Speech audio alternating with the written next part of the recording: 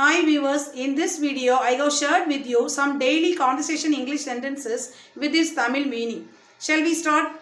நம்ம யாரையாவது புதுசாக மீட் பண்ணுறோம் அப்படின்னா அவங்கள எங்கேயோ பார்த்த மாதிரி இருக்கும், ஆனால் அவங்க வந்து நமக்கு புதுசாக இருப்பாங்க. அப்போ நம்ம அவங்ககிட்ட என்ன கேட்கலாம் அப்படின்னா, your face is quite familiar to me, do you live around here?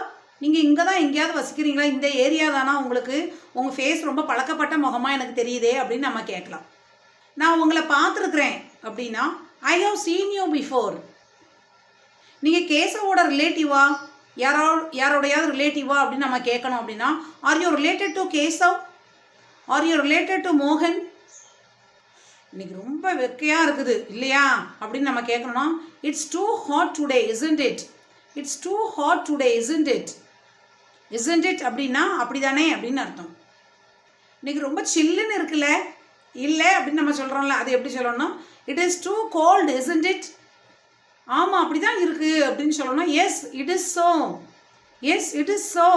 ஆமாம் அன்னைக்கு நேற்றை விட மோசமாக இருக்குது, வெயில் பயங்கரமாக இருக்குது அப்படின்னா it is worse than yesterday, it is worse than yesterday.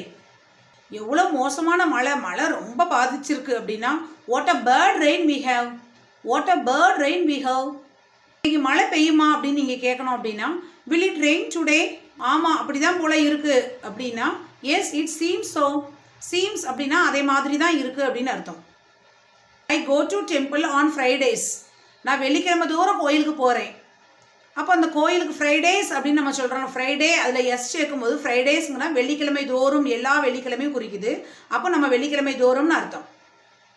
எனக்கு இதெல்லாம் பிடிக்கவே இல்லைப்பா அப்படின்னா I don't like all these things, I don't like all these things.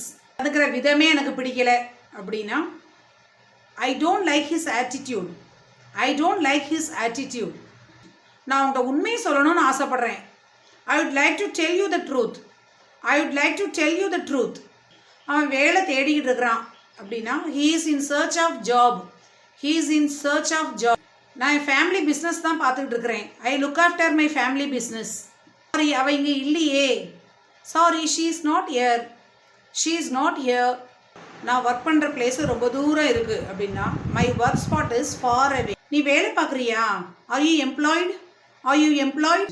என் சம்பளம் வந்து ரொம்ப கம்மி, ரொம்ப சொற்பமானது.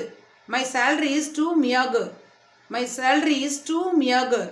மியாகர் அப்படின்னா சொற்பமானது, ரொம்ப கம்மியானது அப்படின்னு அர்த்தம். அந்த வேலை எனக்கு பிடிக்கல, எனக்கு ஒத்து வரல அப்படின்னா the work is not to my taste, the work is not to my taste. அவனை என்னால் அடையாளமே கண்டுபிடிக்க முடியல, டோட்டலாக மாறிட்டான் அப்படின்னு நம்ம சொல்கிறோம்ல, அதுக்கு I couldn't recognise him, he change totally. உன்னால் சமாளிக்க முடியாது, you cannot manage it, you cannot manage it. The farmer cultivated the land. விவசாயி நிலத்தில் பயிரிட்டார்.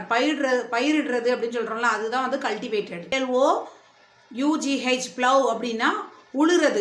இந்த உழுவாங்கல்ல, இடம் சமமாக இருக்கிறத நம்ம உழுவாங்கல்ல, அதுக்கப்புறம் தான் நம்ம விதைக்க முடியும். அந்த உழுறதுக்கு பேர் ப்ளவ். He blood land. அப்புறம் அதில் விதைத்தார். He sowed seeds, SOW sow அப்படின்னா விதைக்கிறது அப்படின்னு அர்த்தம். He sowed seeds. He irrigated the land. இரிகேட்டட்னா தண்ணி பாய்ச்சுறது, தண்ணி பாய்ச்சினார். அப்புறம் then he harvested the crops, then he harvested the crops. ஹார்வெஸ்ட்னா அறுவடை பண்ணுறது, கிராப்ஸ்னால் பயிர். அது நல்லா விளைஞ்ச பயிரை அறுவடை பண்ணுறது பேர் harvested the crops. In between he spread pesticides. அவர் இடையில என்ன செஞ்சார், பூச்சிக்கொல்லி மருந்தை தெளித்தார். பெஸ்டிசைட் அப்படின்னா பூச்சிக்கொல்லி மருந்து, ஸ்ப்ரேட் அப்படின்னா தெளிக்கிறது.